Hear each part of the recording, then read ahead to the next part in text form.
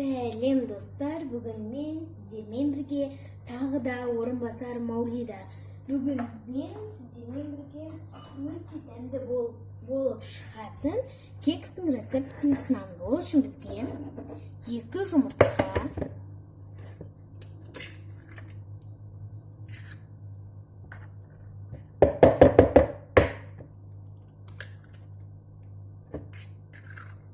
2 жұмыртқа және қант.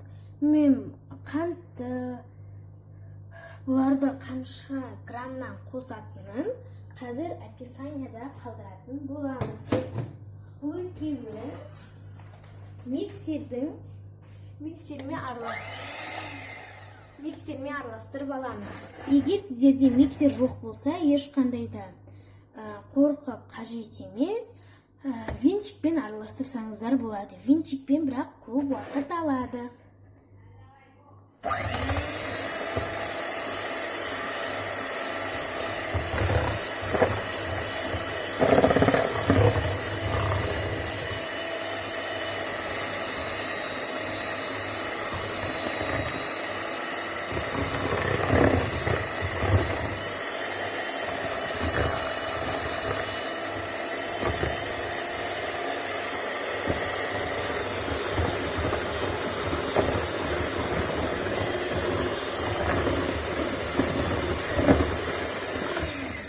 Келесі видеода қандай заттың рецептісін қалайсыздар, соны комментарияға жаза отырыңыздар.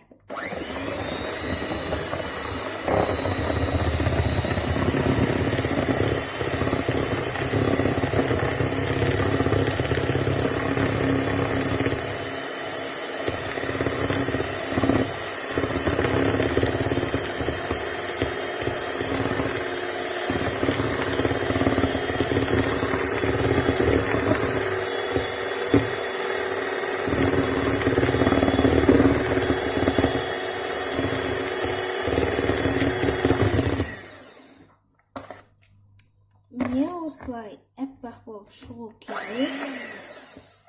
Венчикпен дәл осылай істеуге болады, бірақ венчик миксерден көрі көбірек уақыт алады. Және де бұл массамызға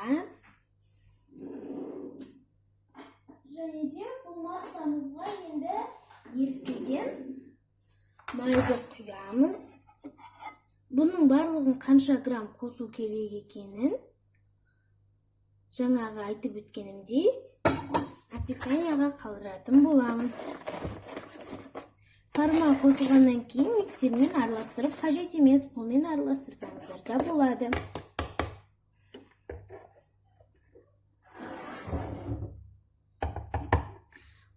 Бұларды араластырып, кішкене қоя тұрамыз. Дәл сол уақытта біз ұнымызға 1 қасық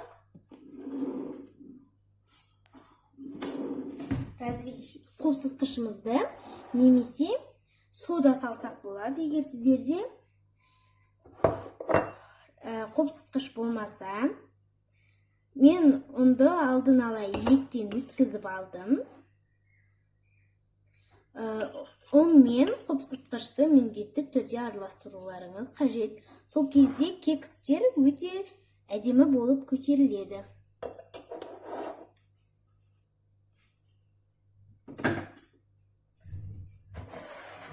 Және де бұл массаларымызды, ұнымызды жаңағы массамызға бірден салмаймыз. Бірден салсақ, түйіршік болып жазылмай қалуы мүмкін. Мен бірінші 1 бөлігін саламын. 1 бөлігін салып алдым. Енді миксермен жақсылап араластырамын. Енді ұнымызбен жаңағы массамызды жақсылап араластырамын. Егер сіздерде миксер жоқ болса, жаңағы айтып өткенімдей венчикпен немесе қасықпен жақсылап араластырсаңыздар болады.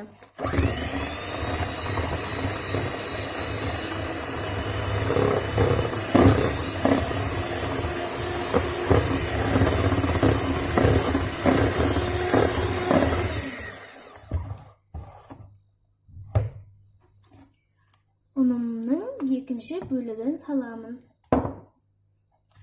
Тағы да жақсылап араластырамын. Бірінші ұн шашырап кетпеу үшін осылай миксермен араластырамын. Сосын миксермен араластыра береміз.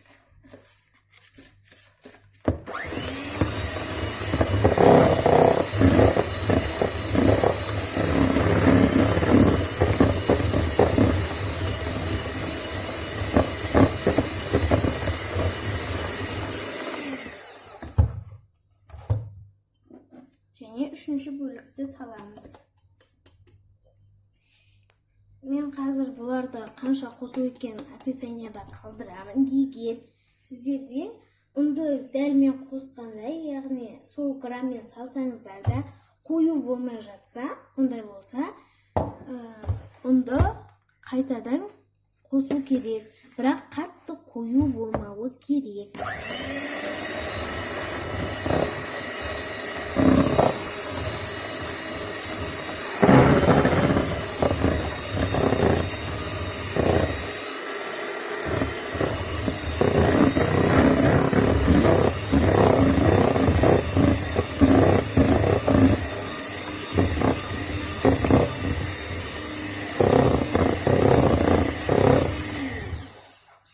Мен барлығын қостым. Менде осындай масса пайда болды. Енді мен оның бірінші бөлігін осылай ақ түсті қыламын, ал екінші бөлігіне какао қосамын. Мен массамды екіге бөліп жатырмын.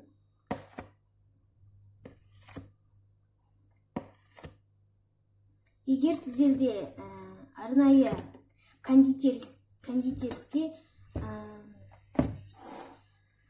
таразы болса, сумен өлшеп алуларыңызға болады. Және де екінші бөлігіне какао ұнтағын себеміз.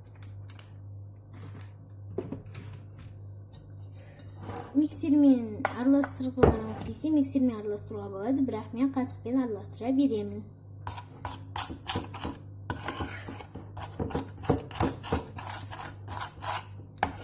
Бұл мен арнамдағы алғашқы видеом. Егер видео ұнаса, лайк басып, пікір қалдырып, және арнаға жазылуды ұмытпаңыздар.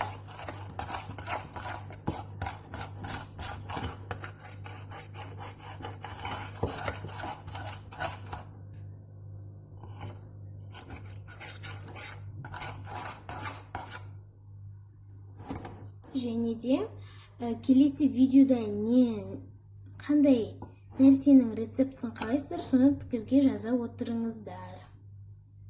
Пешімізді қыздырып, дайындап қоя береміз. Мен оған дейін кекстің силиконды ыдыстарын табаға қойып шыға беремін. Егер сіздерде арнайы кекске арналған осындай противень болса, ондай болса тіпті керемет. Бұндай қойып қажет емес, силиконды ыдыстарды қойып қажет емес.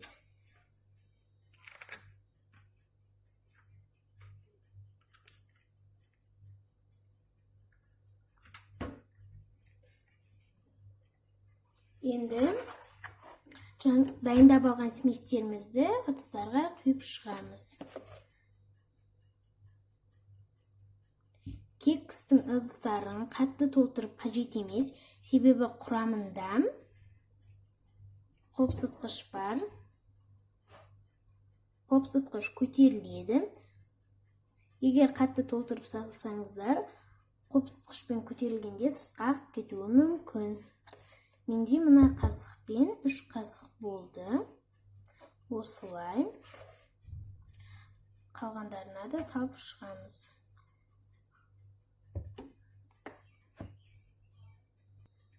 Мен кекстарымды өздерінің силиконды ыдыстарына салдым. Енді бұны 180 градуста, 30 градуста духовкаға аттандырамыз. Пісіп болған соң духовканың ішінде біраз тұруы керек. Егер бірден шығарсақ, ондай болса, көтерілгені түсіп қалуы мүмкін. Менің кекстерім дайын болды. Егер сіздерде үйлеріңізде көп адам болса, көп қылып дайындағыларыңыз келсе, ондай болса, массасын мен көрген рецептіден 2 есе көп қылып жасайсыздар. Сіздермен бірге болған орынбасар Маулида. Сау болыңыздар, астарыңыз дәмді болсын. Егер видео ұнаса, лайк басып, пікір қалдыруды ұмытпаңыздар. Өте жұмсақ болады. Міндетті түрде жасап көріңіздер. Кездескенше аман сау болыңыздар.